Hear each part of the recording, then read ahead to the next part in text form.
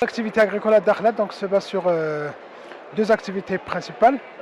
Nous avons la première activité ancestrale qui est l'élevage, vu l'étendue du parcours de la région qui est de 14,2 millions de hectares et principalement de la filière cameline. L'État marocain et le ministère de l'Agriculture a fourni un grand effort dans le cadre du plan Maroc Vert pour le développement de cette filière et des projets piliers 2 ont été programmés dès le début du plan Maroc Vert et qui sont maintenant en phase finale. Et les taux d'avancement dépassent les objectifs. Donc, si je prends à titre d'exemple l'investissement, on a passé d'un investissement de moins de 100 millions de dirhams à 78 millions de dirhams. On a passé d'un nombre de bénéficiaires qui est moins de 1000 à plus de 2500 bénéficiaires. Donc, les impacts et les objectifs prévus pour le programme ont été atteints et même largement avant la clôture du plan. Deuxième secteur très important, c'est celui du primeur. Donc le Dakhla, il offre des potentialités très importantes. C'est le biotope, si on voulait dire actuellement au Maroc, de production du primeur sur toute l'année, et notamment du plan la tomate cerise et le melon.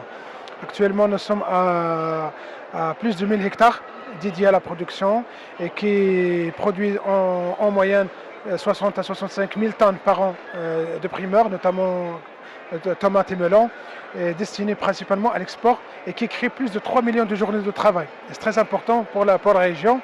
Et dernièrement, nous avons anticipé dans le cadre de PPP, partenariat public-privé, avec les jeunes de la région pour le développement d'une entreprise agricole au profit des jeunes de la région et qui s'inscrit dans le cadre du plan de développement des provinces, du nouveau modèle de développement des provinces du Sud. Donc c'est un projet qui s'étend sur 150 hectares au profit de 27 jeunes dont les formations, donc 29% c'est du master, 33% c'est licenciés, c'est des porteurs des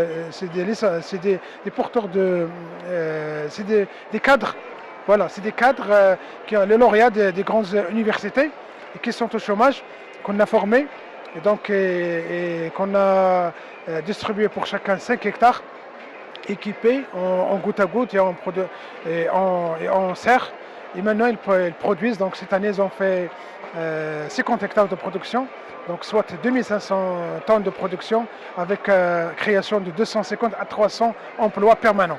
En plus de l'insertion de ces jeunes dans l'économie régionale. L'économie régionale, on est, comme on le savait, donc le système actuellement d'économie dans la région, donc il a atteint sa fin. Donc il faut penser à d'autres systèmes. Et parmi ces systèmes, c'est l'insertion des jeunes dans le cadre des projets génératrices de revenus.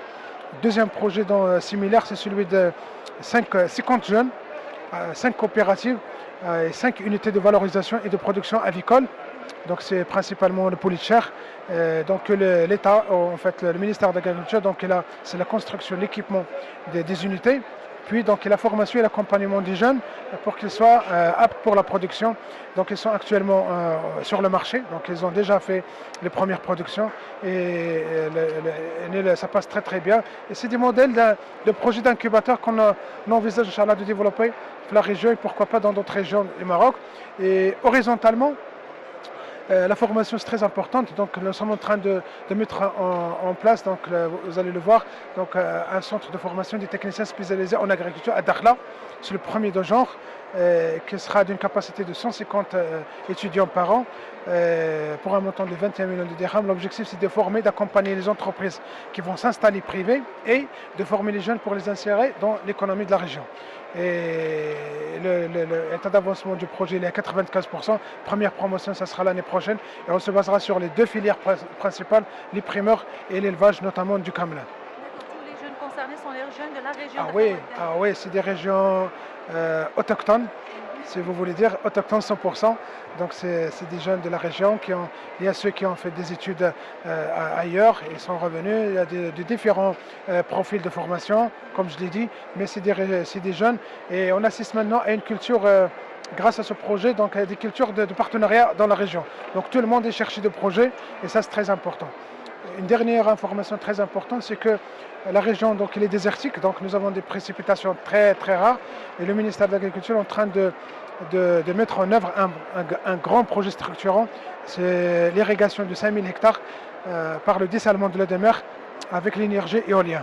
Donc c'est le premier genre au Maroc, premièrement, et dans le monde, le dessalement à usage agricole avec des coûts très importants, Inch'Allah, et ça sera la révolution verte au niveau du le Sahara marocain, Inch'Allah. Par rapport à l'affluence du public, Pour notre participation, donc, premièrement, c'est une occasion de faire montrer l'état d'avancement de tous les chantiers ouverts par le plan Maroc Vert. C'est l'occasion de faire vendre la région, les potentialités et les potentialités agricoles dans la région qu'on peut. Donc nous avons reçu donc, un certain nombre d'investisseurs qui s'intéressent à la région et c'est très important lorsqu'on parle d'investissement. Donc c'est l'emploi, c'est la création de la richesse au niveau régional.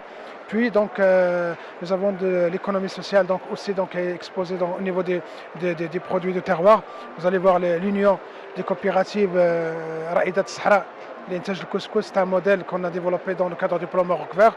Et nous avons d'autres produits, notamment la pasteurisation, la valorisation du lait de chamel et aussi donc il est présent sur le. Donc c'est une jonction, c'est un contact entre le consommateur et les produits de la région dans le cadre de la communication et dans le cadre de management de commercialisation de nos produits de la région.